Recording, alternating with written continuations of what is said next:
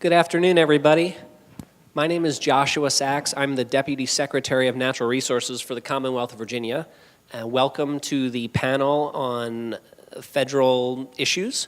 We're joined today by two excellent panelists, Colonel Kinsman from the Army Corps of Engineers, Cecil Rodrigues from EPA Region 3. Today, our goal is going to be to have a candid conversation and talk about things that are going on in Virginia, talk a little bit about what the federal agencies seated on either side of me are doing, and also try to give you a little bit of sense of what it's like to do our jobs and the things that we think about every day. So I'm going to start by giving a quick introduction of our two panelists, and then we'll dive right in. Hope that it's informative. So Colonel Kinsman, to my left here, assumed duty as the 59th Commander of the Norfolk District of the U.S. Army Corps of Engineers in June 2018. As the commander of that district, he oversees the district's civil works, military construction, regulatory, and emergency operations, and he's responsible for more than 350 employees in Norfolk and in resident offices throughout the Commonwealth. And to my right, Cecil Rodrigues. Cecil is the Deputy Regional Administrator for the U.S. EPA Region 3. As the Deputy Regional Administrator, Cecil oversees the Compliance Assurance Program throughout the region. He promotes and encourages scientific projects with Region 2 states and the Office of Research and Development. And prior to that, Cecil held many, many jobs throughout EPA, including hazardous site cleanup, acting Deputy Assistant Regional Administrator, acting Chief of the Information Systems Branch, and several other positions. So welcome both our panelists. And with that, to start, I'd like each of you perhaps to just introduce yourself and maybe tell us something I left out of your bio, and tell us maybe just a short opening about some of the work that your agency is doing here in Virginia. And I'd like to begin with Cecil, please. Thank you. Thanks, it's a real pleasure to be here, and I'm excited to share some of the things that EPA Region 3 is doing in conjunction and collaboration with the Commonwealth of Virginia. I wanted to start my remarks by emphasizing two things that are agency priorities. One is shared governance, and the other is following the rule of law. So environmental protection is a shared responsibility between the states and the tribes and the federal government, and is embedded in our federal laws. The agency does not have the resources and the capability to fully protect and work without the cooperation of our states and tribes, and we work very hard on developing our partnership with all of them, and especially with the Commonwealth of Virginia. Nationwide, states have assumed more than 96% of the delegable authorities under federal law, and we found that effective environmental protection is a cooperation between the EPA states and tribal partners, where we work on a foundation of transparency and early collaboration, public participation, and shared accountability.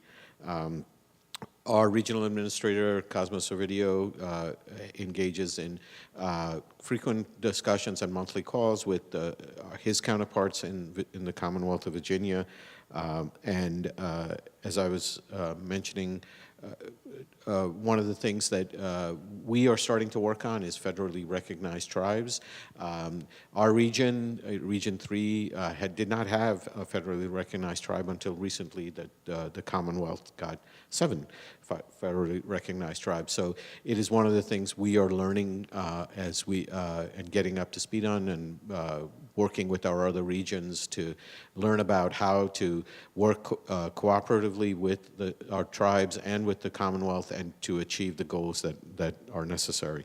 I just wanted to highlight one of the good things that we have a performance partnership agreement with the Commonwealth and with Virginia DEQ, and we view it as one of the great successes. We work together to identify 7 areas where we can work closer together to develop better programs and better relationships between the Commonwealth and EPA. And these have ranged from public participation to compliance and enforcement and communication. We've met routinely over the last couple of years, talked about issues such as environmental justice and performance partnerships. and it has really been a great success on our part. And then as to the rule of law, EPA administers the law that Congress intended for us, and our focus is going to be on our statutory obligations. We've been working cooperatively with the Commonwealth to ensure compliance of law, as well as to create consistency and certainty, because that's what our communities want from us. And we will continue to have an aggressive and enforcement program. We work very closely with the Commonwealth on joint actions and try to emphasize good partnerships. And one thing I wanted to, actually a success story that recently we have with the Commonwealth and actually with the Army Corps is the cleanup of the Atlantic Wood site in Portsmouth. The Commonwealth and EPA just entered into a consent decree with the Department of Defense where the Navy is going to pay the Commonwealth to $8.5 million and the agency $53 million to pay for the cleanup and responsibilities that occurred at the site. In addition to the cleanup cost, DOD and the Navy will be funding $1.5 million for a oyster restoration project to be implemented by Virginia in the southern branch of the Elizabeth River. So this is a critical milestone. And one of the other great partnerships we have with the Commonwealth is on the Chesapeake Bay TMDL, and I know we're going to have some specific questions about that, but this is the Commonwealth has been a great partner on this. They've made some significant progress there. We are very happy with the progress that the Commonwealth has achieved so far. There are some challenges coming up. There's a lot more work to do, but there's great infrastructure in place to reach those goals. And to not only help clean up the Chesapeake Bay, but from one of the things we have found is that by the actions we've been taking under the Chesapeake Bay program, there's been a significant improvement in local water quality in the streams and local water quality as it applies to our community. So we are looking forward to working with the Commonwealth and all our other states on the Chesapeake Bay cleanup. That's it. Thank you. Thank you. Colonel Kinsman. My humorous nature seems to say, Cecil, that's all we have time for. Any questions? Yes. Nah, but I'll wait. I won't hold back. No, honored to be here, and especially as an active duty military officer in the Marshall Hall. You know, as it says over there, the Center for Leadership and Ethics, where General Marshall, was really a lifetime public servant, and that's what I think our nation needs more of. And so again, I'm honored and very humbled not only to be here with you and participate in the panel today, but to serve, as Mr. Sachs pointed out, the 59th commander of the Norfolk District. Many of you already know, I think, a bit about the Corps, and I'd just offer that, again, we're 2 days younger than our nation. We're a global and national organization that has significant impacts, I would say, at the local and at the regional level. 34,000 or so employees, only 1% of which is military. And so the vast majority of our expertise and our knowledge base is within our civilian professionals that deliver our program, across not only the nation, but again, in far reaches of the world as well. Not to give you a history lecture whatsoever, but in 1878 is when a captain in the Corps of Engineers was sent to Norfolk to oversee some dredging that its purpose was both for maritime commerce as well as for military use, and certainly that situation exists within the Norfolk district today. But in today's Corps of Engineers, and what we've always done is adapted to the needs of the nation and continuously adapted to meet those needs. And so, again, honored to do that. By way of our program, before I turn it over, I would just say that we do want, as Mr. Sachs pointed out, we do want to have a collaborative discussion. The 21st century, as we know, is dynamic and rapidly changing, and my sense is that the American citizen wants even, let's say, better performance out of the federal government, the state government, and the local government. And so in a dynamic, rapidly changing environment, collaboration, cooperation, and how organizations sync together and effectively communicate to deliver on their respective missions is really at the foremost of my mind in my, really in my first 10 months of a 3-year assignment. And one more caveat, Josh, I would say, is reminded, is honored to have a 3-year assignment. And my predecessors have said, hey, you'll start to feel comfortable given the diversity of the mission at about your 2-year mark. And so I'm up here with a handful of notes and will absolutely do my best. But afterwards, if there's things that I can't answer, I've got some great experts here, in particular in our regulatory program, that we can get you the answers that you're asking. So, Josh, back to you. Thank you. And it's really great to hear both of you talk about sort of our shared partnership, because I can also say, working in the governor's office, that there's so much we want to do, and without federal help, without federal dollars, without federal regulatory backstops, we can't do it. And I think it's really important that we all recognize that we're sort of one shared family here. And with that, I want to start a little top level, and then we'll drill down. And I think I want to ask you guys a simple question, which is, when you look at Virginia, what do you think is going well in your mission areas, and what keeps you up at night? I know the things that I worry about every day. I'm curious what it feels like sitting in your seats. Okay, let's start. I think the progress that the Commonwealth has made on improving air quality and water quality within its borders has been significant. The data shows significant improvement, and all the trends are going that way, and that's a tribute to the programs that the Commonwealth has established along the way.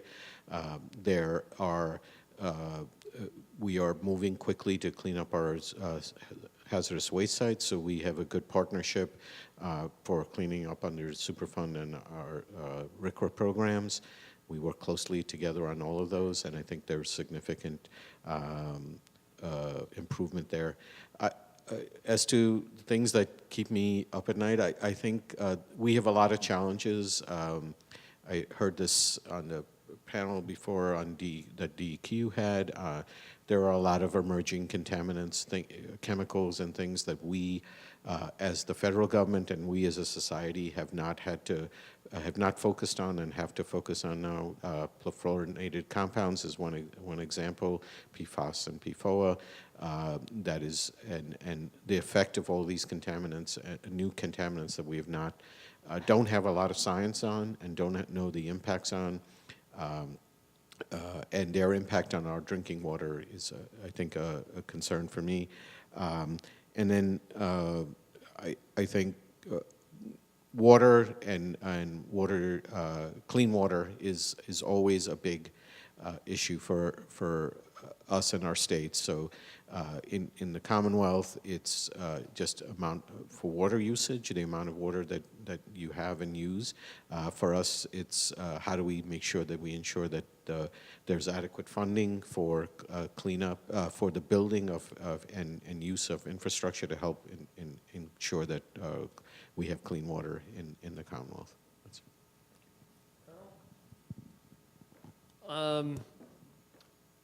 I guess I'll answer the question in terms of, as we were talking about earlier, the Corps of Engineers work within military construction, which is kind of one set of kind of boundaries, but generally the Commonwealth, our Civil Works program, which the boundaries there follow our watersheds. Our regulatory program is the exact boundary of the Commonwealth.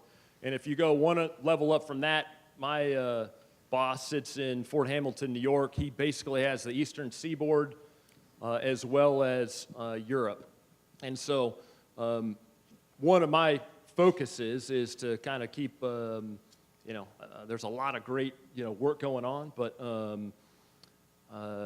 to kind of only bring things to him that I really need his assistance on. And I'm fortunate that, and what's going well is really the great relationships, again, that we have. I think, again, I talk about regionally where we'll sit down with municipalities in the Hampton Roads region, connected very well, and meeting with, obviously your office as well as, with Secretary Strickler. and then at the enterprise level as well, so higher within the Corps of Engineers and with our congressional delegations that are, again, supporters and understand kind of the core business model. And I articulate that because some of my peers in other areas, to our north, have, I would just say, even more contentious relationships, and there's something very special, with that in the Commonwealth. And so that's what's going well. I think my concern for the future is, what are we not doing? How do we leverage that relationship, for the future, to really get after the needs of the citizens of the Commonwealth. But and to answer your question as well, nothing keeps me up at night. I sleep very well because I know I know the men and women that are out there on the front line. Well, I think the thing that probably keeps me up the most, and the thing that Governor Northam talks to us the most, are all things that in one way or another fall under the umbrella of climate change. And certainly, Virginia is about to become the first southern state to have a carbon rule and to try to deal with carbon mitigation. From EPA side, I guess I want to ask you, Cecil, not necessarily about carbon mitigation.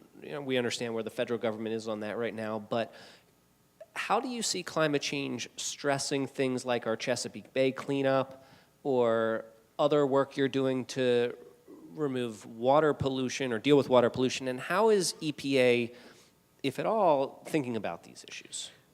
So as it applies to the Chesapeake Bay, the Chesapeake Bay Partnership has decided, and EPA will support its decision to take into account climate change as it applies to the Bay cleanup and its goals, and they're going to take into account how that impacts, and they've got data that shows what the impacts are and how much additional cleanup is going to be needed because of climate change and growth and other things. So we are fully supportive of that. We look at, I think, we're looking at things such as climate adaptation and resilience, and those are priorities that we see in our states, in our region. So we have resilience issues that apply to not only our wastewater treatment plants, and we're trying to fund, and through our state revolving funds, projects that will increase resilience for those kinds of, that our infrastructure that leads to the cleaner water that we need. Flooding is a significant issue in our region, in Virginia, West Virginia, and others, and more recently in Maryland. So focusing on how do we set up, through either green infrastructure and other components, how do we address those issues? So it is it's not only for us a carbon issue, carbon emissions issue, it is about sea level rise, flooding, and there are a lot of other infrastructure issues that the agency is focusing on to try and working with our states on to help us become a more resilient country. And I want to ask Colonel Kinsman about a lot of that, but first, when it comes to adaptation, when it comes to some of the water issues you mentioned and others, does a state like Virginia regulating carbon and working on carbon mitigation, does that help some of those other things? I'm sure it does. And all of there are several of our states that are joining the RGGI program, and I think the Commonwealth is thinking about it. About a month away. Good. So those lead to reductions, obviously, in carbon emissions, and that has a benefit to the environment and to our citizens. There is a long range impact, obviously, on these things. So that's one part of the issue that we need to deal with, and one part of the solution that we need to deal with. Colonel Kinsman, you heard Cecil talk a little bit about the flooding-related issues. That's what keeps me up at night big time, right? The subsidence at Sewell's Point, sea level rise, huge military installations in Hampton Roads. And historically, we as a nation rely on the Army Corps to keep us dry and keep us safe. So how is the Army Corps viewing those issues, and in particular, the resilience challenges of Hampton Roads area, Virginia? Well, that's something we're looking at closely, and I believe you're tracking. We just finished up a 3-year feasibility study for it's called the Norfolk Coastal Storm Risk Management Study, and 3 years of great effort. Our partner was the city of Norfolk, and the origin of that study was really the North Atlantic Comprehensive Coastal Storm Study that was a kind of a result of Sandy that identified Norfolk as one of the most at-risk, cities in the world, and so that spawned a 3-year effort to get to a buildable project. So the way to the cost sharing and the model, the federal government working with a non-federal sponsor, a 3-year study resulted in something that's buildable. Our chief of engineers reviewed the report thoroughly. Separate story for another time, perhaps afterwards, but he did sign off on the report and then has submitted it basically to Office of Management and Budget, which will then push it to Congress for, we hope, authorization in the next Water Resources Development Act in 2020. And so I think that a city like Norfolk, with their focus on resiliency, is absolutely doing the right thing, by taking a long-term view and looking at how are they going to live with water? And so I'm really excited to see, some of that expertise that is resident in Norfolk that my team, again, partnered with, and we're actually taking some of that expertise, and we're doing some studies down in Florida to get after some of the risks down there as well. And when it comes to dealing with this type of risk, does the Army Corps is there a one-size-all solution? Is there an easy answer? Do we build flood walls everywhere? Is it about living shorelines? Or what are your thoughts on sort of how do we skin this cat? So I would say that every situation is unique, and we approach it from what is the problem and what is the necessary dialogue that we need to have with the non-federal sponsor, right? And it's not something that the federal government comes out and says, well, this is it. No, we work both to work off of data. You mentioned Sewell's Point, the gauge right there in the Norfolk Harbor. Work with the non-federal sponsor to identify where the most at-risk areas are, and then to identify a range of options, and then to work on identifying, eliminating, what works in a particular area given the conditions and what we think won't work, all in collaboration, with that sponsor. So I think that maybe that's something that I would ask, the team to appreciate is it is clearly collaborative, difficult work, and we also want to get to something that's buildable, right? It's something that's going to make a difference. And one of the challenges we have that we've brought up to our chain as well as members of Congress is that we're limited, the Corps of Engineers writ large across the nation is limited to 10 new start construction projects per year. And so that is a limitation. So when we look at, what are the priorities within the Commonwealth, and perhaps pivoting to, what's next, what's the dialogue that we need to have here, where does the Commonwealth see the priorities? We clearly have to do that to be as efficient as we can. I would say from a Commonwealth perspective, while we respect, that decision by Congress, we don't think it works for us. We think that our need is so great and our risk is so severe, and it gets worse and worse every day, that we wouldn't go to the Corps, but we go straight to Congress and say, to really grapple with the resilience problems we have in the Commonwealth, Congress just needs to do better.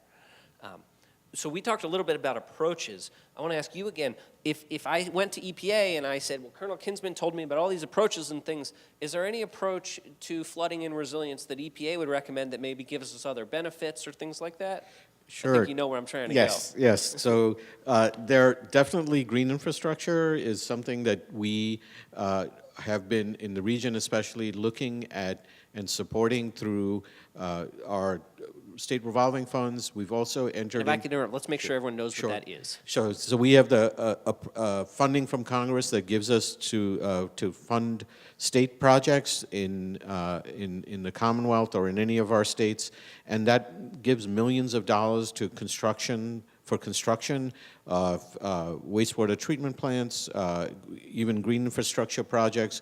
We're trying to expand our use of those funds for agriculture and nutrient reduction projects. Looking at, we have a really interesting project where it's looking at biochar and other projects that can lead to nutrient reduction, but also we are trying to fund green infrastructure projects. And one of the things the region has done both in Pennsylvania and Maryland is facilitate public-private partnerships where communities work with independent funding sources outside of the federal government or to supplement federal government resources. Where they're funding not only cleanup of brownfield sites, but also green infrastructure that leads to, we've seen revitalizing our communities, building up a better and minimizing flooding in our communities, especially we've had great success in Baltimore and other areas where just working on green infrastructure leads to less flooding, less impact in local neighborhoods for flooding. So we're hoping to encourage that. And one of the things that I think we would greatly encourage is working with communities on watershed approaches, working with the Commonwealth, obviously, on that, because those are where we can pool community resources, the state resources, federal resources, to try and work on these issues that have a much more significant impact than construction of wastewater treatment plants as we see it. We in the Commonwealth love green infrastructure. I tend to call it nature or nature-based infrastructure. Just so we're all clear, what we mean is often nature is the best flood control money can buy, and it's already there. And not only does it give us the flood control, but it helps us stop nutrients from running into the bay, or it provides wildlife habitat. It's multiple returns on the same investment that are just tremendous. You all may or may not know that last fall, Governor Northam issued Executive Order 24, a broad executive order on resilience for the Commonwealth and how we deal with these things. And one of the key elements of that was he called for the creation of a coastal resilience master plan for the Commonwealth. And we hope to have a mix of nature-based infrastructure and hardened infrastructure when we need it. And working with the Corps is going to be so central to that. As you mentioned earlier on, Colonel, there are an array of studies. There's the Norfolk project kind of ready to go. I know there are some other studies that haven't yet begun but have been authorized by prior WRDAs and things like that. So hearing my interest a little bit in that, do you have any advice or can I at least get an amen from you two for our master plan? No, I would absolutely. I think, again, I'd say the Commonwealth is, again, trying to be unbiased, but that's the right approach, I think. And then to say what are the priorities that we need to establish? How do we, collaboratively discuss? And then, again, if the solution set includes the Corps, right, and we're here to support, then we've got to, say that we're the limited, based on our limitation on new starts, based on what is, again, a growing federal deficit, again, way outside my lane there, but it's going to be limited federal dollars, so where does the Commonwealth want to apply, those dollars? And you did say on the Norfolk Coastal, ready to go, so I would caveat that with, while the Chief's report signed, we hope to get authorization of that project from Congress. We are moving forward with what we call just basically pre-construction engineering and design in collaboration with the city of Norfolk, again, a cost share. So one of the challenges we have is predictability for, again, based on what we've seen from the federal budget cycle, as well as what that has meant from a local standpoint, is aligning, kind of the budgeting plan, to get work done. Last question I want to ask both of you on this topic, and then we'll move into some water things, some bay things, and others, is as I said before, this is a huge deal for the Commonwealth. This is something we talk about every day. This is something that keeps me up at night, or at least wakes me up in the middle of the night. Does the national leadership of your organizations or agencies get it? Or they help? Is Washington helping too? I think they definitely get it. They're hearing not only from that it's an issue in Region 3, but it's an issue in Florida. It's an issue in some of our southern states, and even in New York and in the New England states. It continues to be, and it is a growing issue that we can't ignore. There is, as we've said, there are limited sets of funds, and we have to find innovative solutions, and that comes through partnering with our states, comes with partnering with the private sector, looking for innovative means of funding. There are places on Wall Street and in other places that we have, that's a resource that we have not tapped, and we're starting to look at that innovative funding, looking at trading programs, looking at programs that will encourage places on a watershed basis, or even a state basis, or even on an interstate basis, where we can have trading of reductions, which just leads to more innovation, and that's what we want to encourage. We don't want to be in the way of new products, new ideas, and the states are where that's happening. So we want to encourage that, and our leadership in Washington knows that. We want to encourage any kind of market-based innovations and innovations that come from our states. So we're definitely on board with that. Super. Do you have anything to add? I would just say that, organizationally, organizations are always challenged as you go up the line or up the echelon, and how we continue to build, I'd say, what I call shared understanding of what the most pressing issues of the day on. So going back to, I'm not bothering my boss every day. I'm like, what are those things that only he can do? And to our national leadership, I would say that they do get it. Our three-star general that works out of Washington, D.C., has specifically chosen the word revolution to speak to our business model in delivering programs. He is, does not want to rest on the Corps' laurels of 240 plus years of history.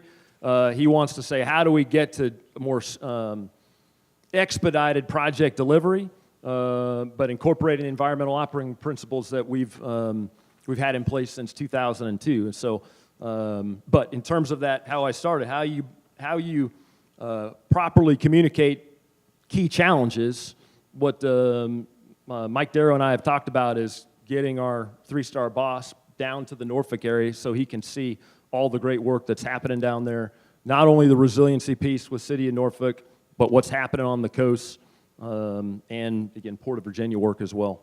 That's great. Also, as you're talking, it made me realize I might bother my boss too much, but he'll deal with it. I want to transition us and now talk a little bit. We've talked about what I think of as the bad kind of water. The kind we want to keep out. And I want to transition to the kind of water we love and cherish here, and I think you know where that's headed, which is the Chesapeake Bay.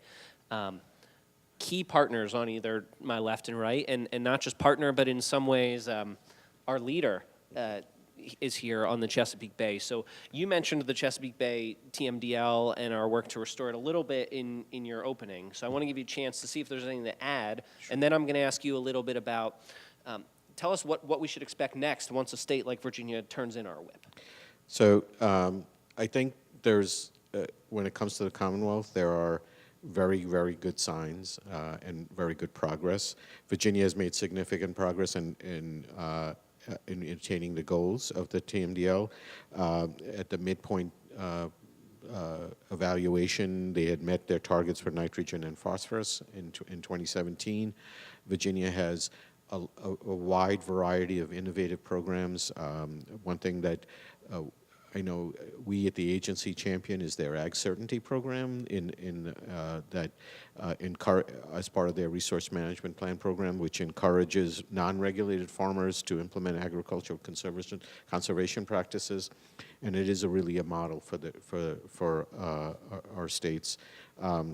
Virginia's got a great highway construction mitigation program with and land bank conservation practices. We've been working very closely with the Commonwealth and all its agencies to help it develop its Phase 3 water implementation plan, which are due in April, middle of April. We've been reviewing the things, the ideas that Virginia has, and we're looking forward to the submittal of that. We just were actually in Virginia a couple of weeks ago, our Bay office, to try and look at options and things and discuss those. So there's lots of good signs here, and we're looking forward to working with the Commonwealth. The next steps are the states will submit their plans. They'll be posted on the Chesapeake Bay program's website. We'll then have an opportunity to review it. We'll get some public input on all of the plans. We'll get some feedback, and then we'll look to be finalizing the plans next year. And the one thing I am encouraged by, and I think the region and the agency are encouraged by, is that there's been a lot of work by the Commonwealth and the estates in the partnership to work on a local level, work on a community level, work with local communities, local townships to get their input, to get the ag sector's input.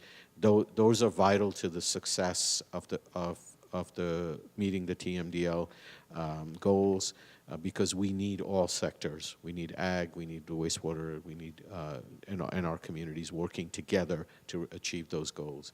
And Virginia has been doing a great job of getting all that input, and we're looking forward to working with you on the next steps.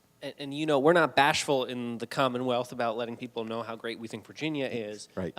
The Chesapeake Bay TMDL, maybe Florida Numeric Nutrient Standard, those are pretty special sort of tip of the spear of the Clean Water Act. Would you say so? Yeah, it is a unique thing in our country. And it is something where the states have taken on responsibility and worked together as a partnership and to benefit the Bay. But as I think I mentioned in my opening remarks, one of the great benefits that I see is the local water quality improvements that we've seen and the pushing of ideas and sharing of ideas. We've seen significant impacts from just local water quality because of the actions that have been taken on in order to impact the Bay. And obviously, we all know there are places in Pennsylvania or in Virginia that don't have a direct connection to the Bay but impact the Bay. And we've seen greater water quality impact in those areas, and we're looking forward to improvements in that. The TMDL and the partnership is a model, and we've our Bay program has shared it with other states and other areas of the country. We've had discussions internationally because other countries are interested in how to get a partnership of uniquely different states to work together, and that's been one of its greatest strengths. And the Commonwealth has been a big part of that. That's wonderful. We're so appreciative of your leadership and support, and thank you. And I think we're all really hopeful about the future of the Bay. You know, often if there's a canary in the coal mine for the Chesapeake Bay, it's oysters. And people may not always know this, but the Army Corps of Engineers actually does a fair amount to restore oysters, to create oyster reefs and other things. And you know, I think that's probably the part the Army Corps is doing most to help improve our ecosystem. And I was wondering if you want to share anything about that. Sure, absolutely. So again, we're partnered with agencies like the Lynnhaven River Now, not agencies, but organizations, Lynnhaven River Now, Chesapeake Bay Foundation, Elizabeth River Project. We've got kind of an oyster garden right out in front of our building, right in the Norfolk Harbor, where school kids come and do the hatchlings and transplant, and that's a great thing, I think. We also have an authority from previous Water Resource Development Act back in 1996. It's been updated several times, but that gives us the ability to do water-related resource protection sort of projects, whether it's sediment and erosion control, subaquatic vegetation, hard reef habitat, and so absolutely it's an indicator the water quality that we do have. We are, this year, we're beginning the first phase of the Lynn Haven River project. It's an ecosystem restoration project. So in terms of that one new start, last year, that was the one new start. And for ecosystem restoration, Virginia, the Commonwealth got it. The one new start in the whole country, so there was 10. One of them was for ecosystem restoration, and Virginia we got it. Absolutely. Big deal. And fully federal funded. And that was really, the result of grassroots collaboration with those organizations that kept this, kind of project at the forefront, and Congress funded it. I think people so often forget about the ecosystem restoration charge of the Army Corps, unless you're in the Everglades, right? That's a different case. But here, I think people forget. And one other thing I want to ask you about very briefly, we talked a little in the hallway about this, is dam removal.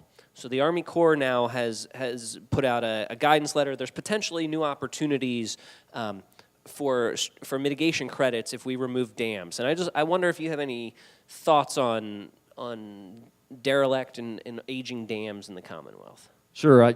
You've told me, Josh, that we have a lot of them. And we're, I'll take a moment, I guess, unlike most of the other federal government, we are project funded. So we rely on customers that want to work with the Corps of Engineers to get work done. And so, again, unlike, most other federal agencies, we rely on customers that end up paying the labor of Corps employees for the design, construction, and the operation of projects, and for Norfolk, throughout the Commonwealth. And so I spoke briefly, got a tremendous regulatory program, spoke briefly with my regulatory chief who's here today, but we're working to provide clarity and consistency in the compensatory mitigation area based on those letters that were released in 2018.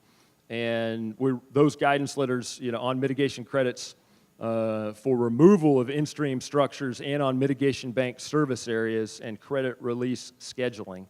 And we think these efforts will allow quality mitigation projects to be implemented more efficiently, therefore increasing the success and availability of appropriate mitigation credits. I appreciate that. I'm just not going to let anyone forget that the Army Corps does wildlife, and that's really important.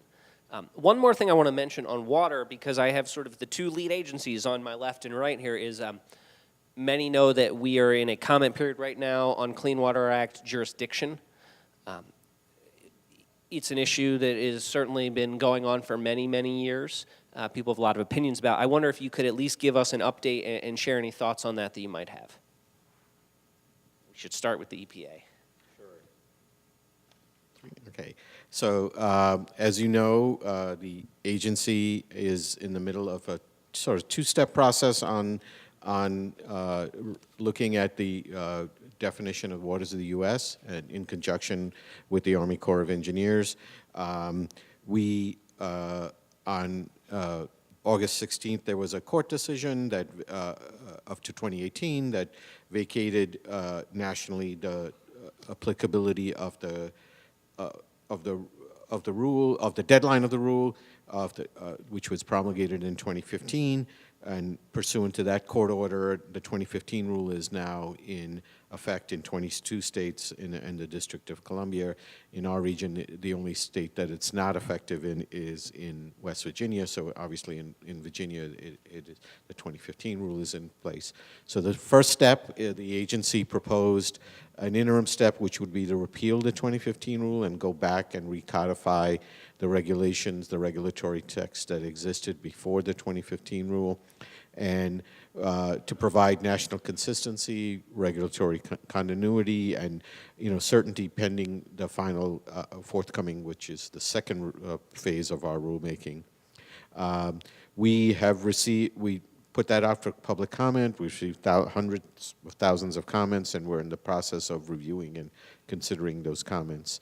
In December of last year, the agencies both proposed a replacement rule, and that was published in the Federal Register. The public comment period is scheduled to close on April 15th, and after that we will obviously take into account those comments and eventually issue a final rulemaking on that. So there's been a lot of public outreach on that, some public hearings, and we look forward to evaluating the public comments in conjunction with the Army Corps and moving forward. I'm going to press a little. Do you have any more detail than eventually in terms of when that rule might happen? I don't. Do you have anything to add about this? I can tell you exactly. No. That would have been I'm cool. told the late summer 2019 is when the final rule, should be released. But I guess great job, Cecil. But the only thing I'd add is if you have comments, get it in. The comment period is still open. We want to hear from everybody, and it's important that if you feel, regardless of how you feel, if you want to comment, it's open now and closes when again? 14 April. And since I have a microphone, maybe I'll submit a comment right here, Yeah. which is just to say that, I think we're confident that our state laws in Virginia are good and our water quality will stay sound. We just are a little concerned about what might come our way from neighboring states, but I'm sure EPA will take that into account and we'll be in good shape. Yes. I want to ask a few sort of closing kind of macro questions. I'm not going to grill you any more about specific things you work on, but I'm going to ask you some top-level things. So first is, for me specifically, for my boss, Governor Northam, and Secretary Strickler, is there anything that Virginia can do to be a better partner with the federal government? Always agree with what we say? No. No. I think one of the things that we are working on to improve from the region, from the agency, is better communication on all levels of our agencies. And the region specifically has invested, and my boss Cosmos Ovidio has invested a lot of time and energy in doing more outreach to the Department of Agriculture, to Department of Health. We have a pretty good, a very good relationship with Virginia DEQ, and we're going to continue to work on that and develop that. But there are plenty of different agencies throughout the Commonwealth that impact the environment, and we have to develop a better relationship with them on that.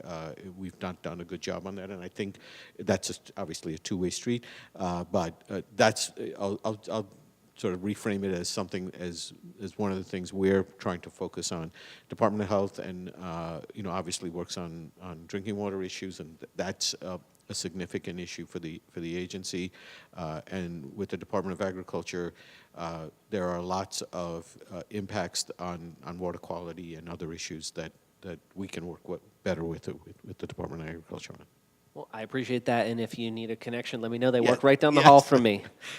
Same question to you, sir. Yeah, I mean, the Commonwealth's a great partner, so I want to sustain and then build upon what we have. I think the collaboration, again, is very strong, as I've already talked about. I think that, agencies and organizations, right, need to, again, in the 21st century, how do you get to the heart of the matter and be willing to move forward, and where do you, share mutual interests?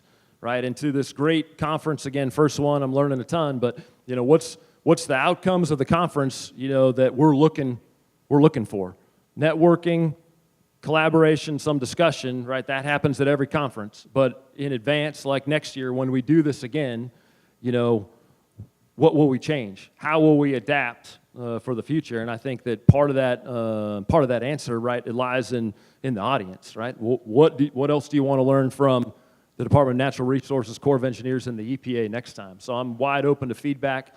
Well, that's a perfect segue, because my next question is about the audience. Everyone's sitting out here. Well, some of them work for state government. Some colleagues I see, but a bunch of advocates are in the room, work for various NGOs, state and national. I believe there are business interests in the room and things. And how can those communities be better partners with the federal government and your agencies? Is there anything you want all of these people to go home and do for you? Or is there anything you need to hear from them? What advice do you have for these passionate advocates in the room? Well, definitely stay and continue to be involved and participating in the process.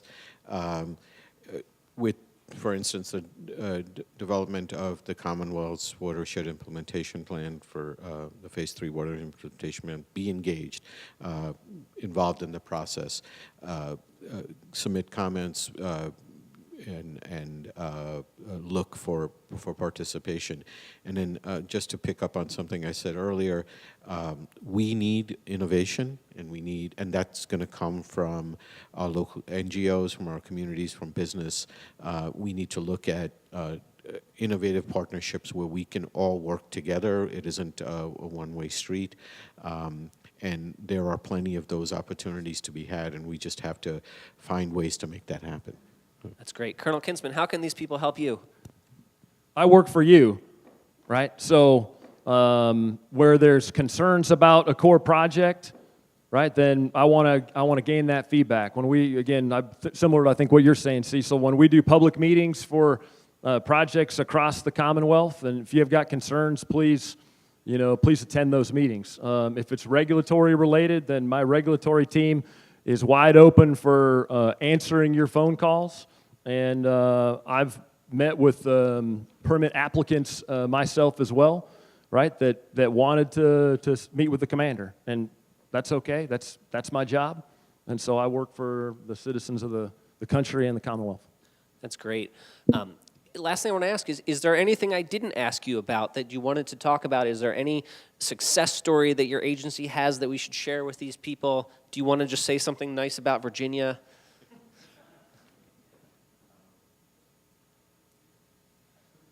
I think people want the Virginia part. Okay, there you go. It's a great state to visit and to live in. And to live in, yes. And I'll mention one other one project that we're working on with Virginia DEQ, which is the SWIFT project. The Hampton Roads Sanitary District has a great project that they're working on treating contaminated, water from a wastewater treatment plant, treating it sufficiently enough so that it can be re-injected into and used as drinking water. That is a great innovative project that we are working with the Commonwealth on. We've made a lot of progress. We're in the process of evaluating a plan that the HRSD has submitted to the agency to look at, but it has great potential for not only in the Commonwealth, but outside in many other areas where we have subsidence issues, where we have salinization issues, where we have issues of need of groundwater to be treated and reintroduced and used. So I think it's a great project, and we look forward to working with both the Commonwealth and HRSD on that. Wonderful. So just by way of a little bit about me, I grew up in the Puget Sound area of Seattle. I saw and hiked through mountains and streams in the Cascade on the Olympic Peninsula. I saw the value of the economic engine that's the Port of Seattle, and also as a youngster, saw the tanks and admittedly a few Navy ships that were in the Puget Sound, Fort Lewis, Joint Base Lewis-McChord area. But I thought we don't talk about the Navy. I know I broke my own rule, Josh. But I see the same and parallels to, again, in my adult life, and again, honored to serve here in Norfolk. But the same kind of idea where the economic engine that is the Port of Virginia, right? The huge defense impact that that is in the Hampton Roads area, and then just the natural beauty that exists in the Chesapeake Bay, and the huge, tremendous national treasure that is. And so, collaboratively, how do we work together for not just a stronger America, but for a more prosperous, Commonwealth? And that is, how that's kind of my focus, right? In my first 10 months, I'm trying to, make a difference and understand how my agency, fits in. And again, my guidance to my team has been be collaborative, be transparent, and let's work hard to get stuff done for the people of this country. I think that's great advice for all of us. I want to thank Deputy Regional Administrator Rodrigues, Colonel Kinsman. You two are excellent partners, and again, as I said before, we couldn't do the things we're trying to accomplish in Virginia without the support of the federal government and your agencies. So thank you so much for being here today. Thank you for partnering with the Commonwealth. I hope you all join me in thanking our panelists. Thank you.